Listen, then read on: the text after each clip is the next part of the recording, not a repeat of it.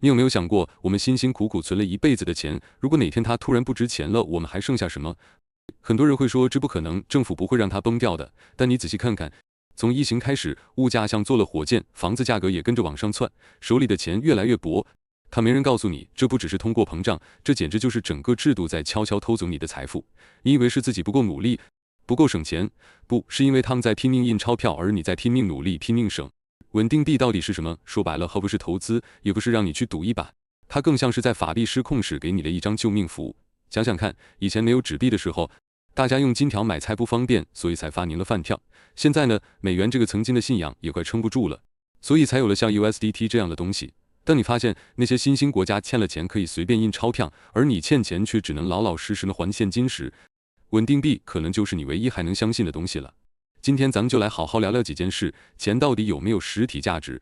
為什麼說現在的法幣可能就是一堆廢紙？穩定幣是不是騙局，還是比美元還真的貨幣？還有，就算你不懂那些複雜的幣圈，怎麼用它來守住你辛辛苦苦攢下來的家底？我只有一個目的，就是想把那些假裝看不懂的人徹底搖醒。記住，錢本身不是價值，它只是一個大家共同相信的故事。以前我們用貝殼是因為所有人都覺得貝殼能換東西，後來用黃金，因為全世界都認它，再後來用紙幣是因為政府說它是法定貨幣，有它擔保。但你有沒有發現，這個故事現在已經有點講不下去了？你想想，10年前一份蛋餅加奶茶可能才35塊，現在要65塊了。你存了100萬在銀行放3年，利息可能才幾千塊，可物價卻漲了2成。或是美國2020年之後印出來的美元就佔了歷史總量的1半以上。全球的貨幣一下子就被稀釋了，這不是你變笨了，是這個錢的故事穿幫了，不是錢貶值了，是大家對它失去信心了。我們這一代人最傻的信念，就是以為錢就能過上安穩日子，但你存的不是真正的資產，而是一張信用憑證，而信用是可能被騙光的。法幣到底是什麼？就是你相信這張只能買東西，它就有用。可如果政府自己都開始像印廢紙一樣印鈔票，你還能相信什麼？所以問題的關鍵根本不是投資什麼，而是你用來衡量價值的那把尺子已經彎了。這時候才有人開始問，那穩定幣是不是個解決辦法？是也不是。如果你連錢的本質都沒搞清楚，根本看不懂穩定幣出現的意義，我不是讓你急着去玩幣圈，而是想讓你先打破腦子裡錢就是存款，錢就是收入這種幻覺。因為現實已經擺明了，你再怎麼努力賺錢也救不了一個系統性印鈔的世界。那穩定幣，特別是 USDT， 它到底是個幣圈玩具，還是在制度失控後能保住你身家性命的工具？很多人一聽到幣這個字，就本能的覺得那都是投機，都是騙人的，不能碰。可我倒想問一句，你現在手裡拿的法幣，是不是從20年前能買2碗牛肉麵，變成了現在只能買1個茶葉蛋？這算不算騙？真正該怕的不是 USDT， 也不是穩定幣，而是你什麼都不懂，卻還一直把一個會不斷貶值的東西當做你的安全感。咱們說白了，穩定幣不是要你投資，也不是讓你炒來炒去，它是一種用來避險的數字貨幣，它的價格會一直緊貼着某個穩定的基準。比如 USDT 就緊盯1美元，但它本質上不是幣，更像是數字化的美元飯跳。USDT 是最常見的穩定幣，它的邏輯很簡單，你給我1塊錢真美金，它就給你一個數字憑證，叫做 USDT。這個 USDT 可以在全世界範圍內的網絡上轉賬交易，而且速度飛快，不像銀行那樣慢吞吞的有那麼多限制。如果你想把 USDT 換回美金，理論上也是可以的。簡單來說，它就像美元的一個去中心化的數字分身，效率還更高，全球轉賬幾分鐘搞定，不用銀行，不用開戶，沒人能管你。但重點不在於它的效率有多高，而在於為什麼越來越多的人開始用它。當你的國家貨幣一直貶值，老百姓怎麼保護自己的錢？當你的錢被銀行凍結或者被限制轉出，你還能怎麼轉移？當你在國際市場上做生意，卻因為各種政治原因被卡住手續費，你該怎麼活下去？穩定幣就成為一個救急的出口，它不是幫你賺錢的，它是幫你保住性命的，因為它提醒你，你現在所處的制度早就不能讓你自由地轉移價值了。可能有人會說，可它會不會倒啊？我告訴你，銀行也會倒，美元也會被通脹吃掉。問題不在於什麼東西永遠不會出事，而在於你有沒有第二條路。穩定幣就是那條不靠政府、不靠銀行，但全世界都承認它能用的價值快遞通道。幣圈是不是有騙子？當然有，但你知道誰更會騙人嗎？國家。我說這話不是在酸，我只是在陳述一個事實，幣圈欠的是一小撮賭徒的錢，而法幣騙的是整整一個時代的未來。你還記得鈔票最初是什麼嗎？它原本是金本位，每一張鈔票都對應着一部分黃金。後來布雷頓森林體系瓦解，美元跟黃金脫鈎，變成了信用本位。再後來美元霸權掌握了全球，還印多少錢，全世界就一起買單。現在我再問一個問題，如果錢可以無限量的印，那你辛辛苦苦存的錢還有什麼價值？現在全世界的錢都不是真金白銀的代表，它們只是印刷機印出來的數字符號。你拿着一串數字賬戶裡的数字，以為自己很安全，但實際上它根本只是一個被政府信任撐起來的幻覺。這個幻覺一旦破滅，所有人都會被捲進去。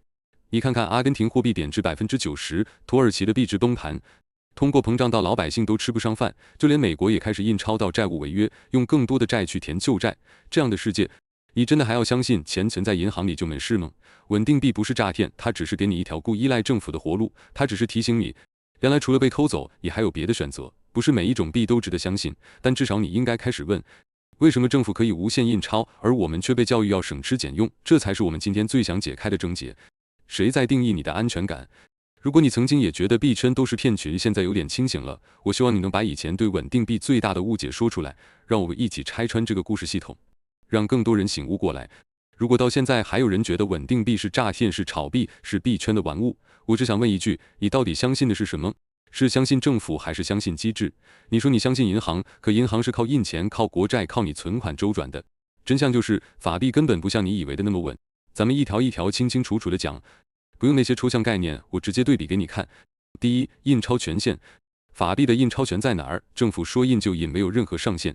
今天政府想救經濟，想發補貼，想還國債，咔就印，印多少你都不知道，這簡直是合法的偷錢。反觀穩定幣怎麼發行，這不能隨便印，必須先有1塊錢真的存進來，才會產生1塊錢對應的穩定幣。這可不是預知，不是幻想，而是真金白銀先進來才有幣。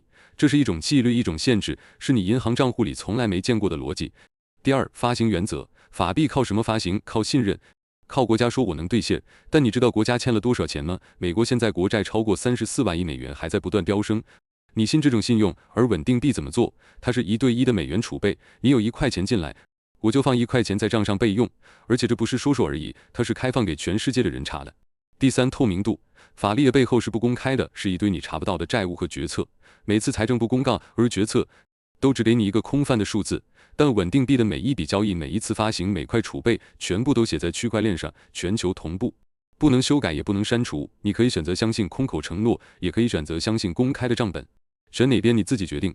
第四，轉賬效率，你現在用銀行轉賬，晚上10點以後不能轉，週末不能轉，金額還有限額，有些跨國賬戶3天都還沒到賬，手續費還貴得要命。而穩定幣呢？全球即時，24小時，無假日，無國界，不卡關。別說什麼創新科技了，這本來就應該是最基本的功能。第五，凍結風險。你現在的銀行賬戶，只要哪天政府覺得你有問題，被稅務調查、被通報，賬戶立刻凍結，你1分錢都動不了。但是穩定幣放在去中心化錢包裡，只要你有私鑰就能轉走，沒人能攔得住。這叫什麼？這叫真正的擁有，不是銀行裡看讓你以為你擁有。第六，被通貨膨脹侵蝕，只要是法幣都逃不掉一件事，政府會為了刺激經濟，為了政績不斷印錢，已存的錢每一年都在變薄，這叫合法的貶值。而穩定幣雖然掛鈎美元也會受影響，但它本身沒有債務，沒有稅收，沒有發行赤字，它是數字憑證，不靠借來的錢運作。第七，價值依附，最終你會問，所以我到底該相信什麼？法幣是我相信政府，穩定幣是我相信程序嗎？相信錢是不是真的存在？前者會跟你說你放心，我不會亂來，後者直接打開賬本，你自己查，我沒騙你。說到這裡你應該看明白了，穩定幣不是什麼神話，它只是讓你第一次有機會站在制度外面看清楚這個局。接下來我會帶你去看一個大家完全沒想到的事實，穩定幣真正的用戶不是那些幣圈的信仰者，而是跨境從業者、打工族、黑市經濟，還有上百萬個因為害怕本國破產而偷偷轉移資產的人，那才是真實世界的錢到底是怎麼流動的。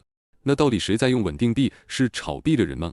還是其實是被全世界踢出局的人？你以為穩定幣是拿來投資賺錢拉高價格的？不，很多人是用它來逃命的。來，我講幾個國際真實案例，都是你在新聞裡看不到卻正在發生的事。墨西哥黑市勞工、跨境打工族，在墨西哥有大量的非法移民跨境到美國工作，他們不敢開銀行賬戶，因為沒有身份，怕被遣返。他們怎麼把錢寄回家？不是通過西聯匯款，也不是銀行電匯，而是用 USDT 轉賬，直接用手機錢包把工資轉到家人的手機上，立刻到賬，不收手續費，也不會被查。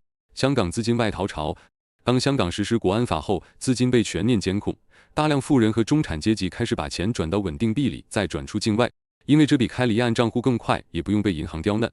這些人不會大聲宣揚，但都在悄悄地做。俄羅斯和烏克蘭戰爭下的人民資產轉移，戰爭爆發的那一周 ，USDT 和比特幣的交易量暴漲了數十倍，不是為了投資，而是為了把錢轉出來。因為銀行關門，現金貶值，只有鏈上的錢能動。你以為戰爭會等你慢慢開銀行賬戶？你以為國家崩潰時會有人讓你慢慢把錢取走？這些故事背後有一個共同點：真正使用穩定幣的是那些不能失去價值自由的人，不能被政府查，不能被銀行卡，不能等到工作結清才能匯款，不能暴露自己的資產，也不能再相信那些會漲會跌的法幣。這些人不炒幣只轉賬，他們要的不是信念，只要自由。你呢？還在笑他們在玩幣，還在等銀行開門，還在相信現金存在就是安全。別等了，全世界早就用穩定幣走了一輪，你還卡在信用卡刷到的那個時代。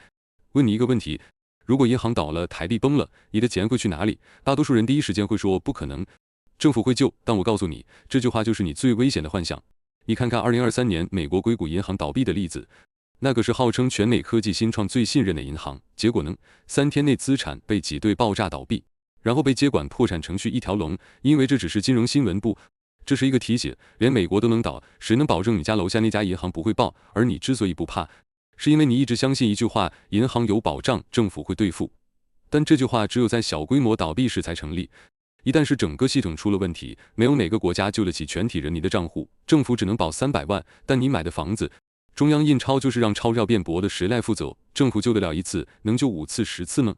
這就是為什麼現在的你要先問問自己，我的財務系統有沒有 Plan B？ 如果沒有，那就該開始設計了。穩定幣不是投資，而是一種金融備用方案，它不是讓你變有錢，而是讓你不會瞬間變得一無所有。它是一種貨幣防火牆的最壞的情況下，你還有一條活路可走。你跟那些用穩定幣的人，他們不是在賭博，但只是不願意把自己的命運交給一個會貶值、會凍結、會倒閉的系統。這種心態才是你該學會的財務風險控制。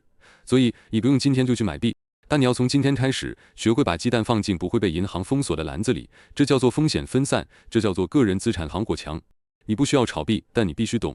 可是接下來你可能會問，穩定幣該怎麼開始用？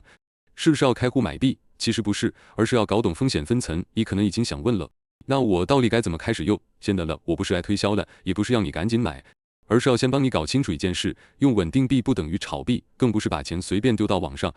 在這裡，我用一個超簡單的分類方法，幫你把人分成3類。第一層備用型適合50%的人，你只需要學一個東西就好，裝一個冷錢包，把少量資產備在那裡。這群人不用交易，不用兌換，只是為了在最壞的時刻給自己留一個出口，就像你在枕頭下放一個緊急現金袋的概念。不加氧錢包，比如 Keystone Ledger 或者手機離線儲存，目標即使沒有網絡，也能掌握自己的資產私鑰。第二層收付型進階跨境兼案族群，如果你是跨境兼案工作者，或者在國外需要收美金或資金的人，可以考慮把收款方式改成穩定幣，這樣手續費少，速度快，不用擔心被銀行卡住。工具 Trust Wallet、Binance Pay、Telegram、Bot， 目標低成本收款，不怕訂單被卡，不怕賬戶被凍結。第三層槓桿型專業玩家，黑市資本派。這群人會用穩定幣來避稅、轉移資產、做槓桿借貸，不建議一般人碰，因為一旦搞不懂合約風險，很容易被清算。工具鏈上合約、閃電貸、中心化賬戶套利，目標資本效率最大化，但風險也會成倍上升。我講這些不是讓你現在就做什麼，而是讓你開始思考：我是哪一層？我有沒有對應的需求？我要的是備用金還是資金通道？當你真正想清楚了，再去選擇用什麼工具，而不是盲目跟風，哪裡熱就往哪裡跳，最後被收割了，只剩下後悔。那如果有一天風險真的來了，你最怕什麼？不是貧窮，應該是你的賬戶突然被清空。什麼情況下你會徹底崩潰？不是失戀，不是公司倒閉，而是那一刻你打開銀行賬戶發現數字不見了。不管是銀行凍結資產、平台討路、政府限匯限提，還是賬戶被盜，那種所有錢都被抹平，只能發呆的瞬間，才是大多數人這輩子最大的風險。但弔詭的是，越害怕的人越不做準備。我認識一個朋友，30多歲。月入10萬，賬上有300多萬，一直說哪有那麼衰了。結果有一天，他的銀行賬戶因為進出異常被查，賬戶直接凍結，他那幾百萬在1個月裡1分錢都提不出來，人直接崩潰，連房貸都差點繳不出來。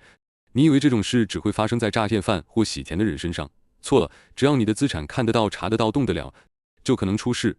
這個世界的遊戲早就變了，不再是有沒有錢的問題，而是你的錢能不能用、能不能帶走的問題。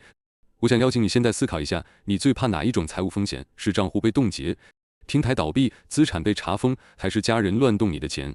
當然，穩定幣也不是什麼萬靈丹，它的風險反而更現實。說到這裡，有些人可能已經腦袋冒煙了，覺得糟了，那我趕緊把錢換成 USDT 吧。先別急，我要告訴你一個事實，穩定幣不是萬靈丹，它只是讓你換一種風險，換一種死法。你從法幣跳進穩定幣，確實避開了通貨膨脹會對現值印鈔崩壞的風險，但同時也暴露在幾種新的風險中。中心化風險 USDT 背後的發行公司 Tether 是一家私人公司，他說發行的幣有對應的美元儲備，但你根本查不到每一分錢的真實資產。他有能力凍結錢包，也能刪除賬戶，你跟他根本不對等。如果哪天 Tether 出了事，所有持幣人就只能干瞪眼。平台風險，你購買穩定幣通常是通過交易所、錢包或中介商，這些平台會倒閉，會被害，會跑路，就像 FTX 一樣。只要你的錢不是放在你掌握私鑰的地方，你就不是真正的擁有者。記住這句話，不是你的鑰匙就不是你的幣 ，Not your keys, not your coins。法律風險，各國政府隨時可能出手禁止穩定幣，特別是中國、印度等國早就採取行動了。台灣目前政策模糊，不代表未來不會改驗。你可能賬上有幣，但出金受限，想換回台幣非常困難，那你的幣就跟廢紙差不多了。所以我才說，穩定幣不是讓你全部投入，而是要讓你知道，現在的法幣系統也不穩定，給你提供一個避險的選項。你可以這樣想，法幣是用來生活的，穩定幣是用來逃命的。資產配置就是讓你不用拿自己的性命去賭博。我一直在強調一句話，別讓你的財務結構只有一條路，被封死的時候，你就會無路可走，只剩下求救。而建立備用、分散替代的系統，這才是真正的財商。因為無論是法幣還是幣圈，規則都是寫給收割者的。好了，現在你搞懂穩定幣了，也知道法幣會貶值、會被控制，甚至被硬着陸。但很多人會問，那我跑去幣圈是不是就比較安全？我直接給你結論，幣圈根本不是避風港，它是一個收割方式，寫得更聰明、更快、更讓人看不懂。你看看幣圈這些操作，上百個項目，每天發幣、無限增發、借幣靠利、合約爆倉、高槓桿、高清算、拉盤喊單、砸盤割人，市場全靠話術，是不是聽起來很眼熟？對啊，就是法幣世界那一套，只是披上了去中心化的皮。差別在哪裡？差別在於幣圈沒有銀行保護你，沒有法規來救你，你一旦被清算、被害、被 rank 項目方跑路，只能自己吞下去。比起法幣世界，至少還有個法台搞正經仲裁。幣圈是赤裸裸的叢林戰場。我認識一個朋友，30歲接案子，為了收穩定幣，跑去開錢包學鏈上操作，結果一時疏忽點錯了連接，整個錢包被盜，幾萬美金瞬間消失。報警沒用，交易所說沒責任，政府壓根就沒有這個部門處理，最後只能打碎牙齒的屎吞，回頭繼續刷卡分期。你要記住一件事，任何制度如果不是你能參與制定的，那它就是寫來收割你的。所以不是逃離法幣跳進幣圈就會比較好，而是你得學會在兩邊都不安全的情況下，怎麼給自己搭出一條橋。穩定幣只是其中一根繩子，不是神藥，也不是天堂。懂遊戲規則的人會設置防火牆，建立備用系統，分流資產。不懂的人只會被兩邊輪流收割，還搞不清楚到底出了什麼事。我做這個內容不是要你立刻買幣，也不是在推薦哪一種幣，我要你開始思考一個問題：如果有一天你的賬戶不能用了，你要怎麼拿到錢？如果台幣匯不出去，提款被限額，銀行倒閉，政府出手，你的錢在哪裡？你怎麼活下去？我們要面對一個現實，這個世界越來越不穩定，但你可以比它更穩。靠什麼？靠你的配置思維。我先分享我自己現在在用的多元資產備用邏輯，這不是投資建議，只是一個備用邏輯，你可以參考看看。第一層，生活層資金，活存台幣相當於2到3個月的開銷，備用實體現金以防萬一，家人賬戶作為緊急支援。第二層，可轉移資產，部分 USDT 或 USDC 存在冷錢包裡，實體金條或穩定的黃金代幣，可以跨國領取的數字錢包賬戶，比如 Wise Revolut UG。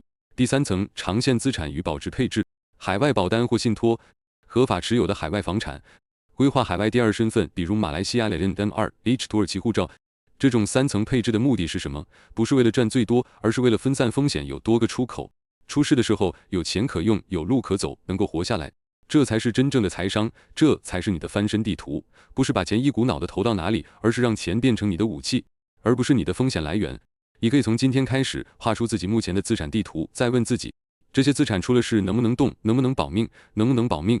如果這3個問題你都答不出來，那穩定幣就不是你該不該買的問題，而是你根本連備用方案都沒有，這才是最大的危機。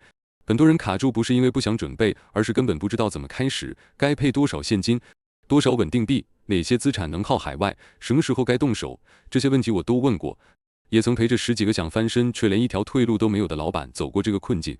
所以我才想提醒你，你需要的不是再聽一次幣圈大神或者銀行黑幕的故事，而是一張完整的翻身地圖，以及一群知道怎麼做的人，能陪你走好每一步。不要把這個內容當成雞湯來看，這是戰前動員令，你可以選擇看完就關掉，但現實不會因為你關掉就改變。真正能讓你活下來的，不是懂，而是備好配好做得到。如果你看到這裡還不行動，那誰來幫你？很多人說，哇，這信息量太大了，感謝分享。我不需要感謝，我只想問的是，你看到這裡了，真的有打算改變嗎？你看完這個內容是會去行動，還是繼續滑去看下一個搞笑視頻？你有沒有想過，可能有人就因為你的轉發或評論就被救回來了？這不是耍情緒，是講實話。現在社會下沉，不是因為沒人知道現實有多殘酷，而是每個知道現實的人都選擇閉嘴，選擇不動，選擇冷眼旁觀。而你剛好不是那種人，因為你看到了這裡，還在聽我說話，這是我能做的事。你現在也有一個選擇可以參與。願你不是害怕世界變化，而是有準備去應對。到最後你會發現，我們活在一個制度可以被動搖、起日會被偷走、幣值會崩塌的世界。真正安全的不是保險箱，不是銀行賬戶，而是你有沒有第二套邏輯在手上。穩定幣只是個開始，它背後講的是你有沒有選擇權。如果你只靠本地收入、本地存款、本地賬戶，那你其實什麼都不能決定，只能祈禱他們不出事。我知道大多數人沒有那麼多錢，但這個內容就是為了我們這種沒背景、沒資源的人做的，不是讓你是準備一份牌，幣從穩定幣開始也好，從海外賬戶開始也好，從聽懂什麼是資產配置開始也行。你開始走第一步，就已經贏過了90%那些一直說有空再看的人了。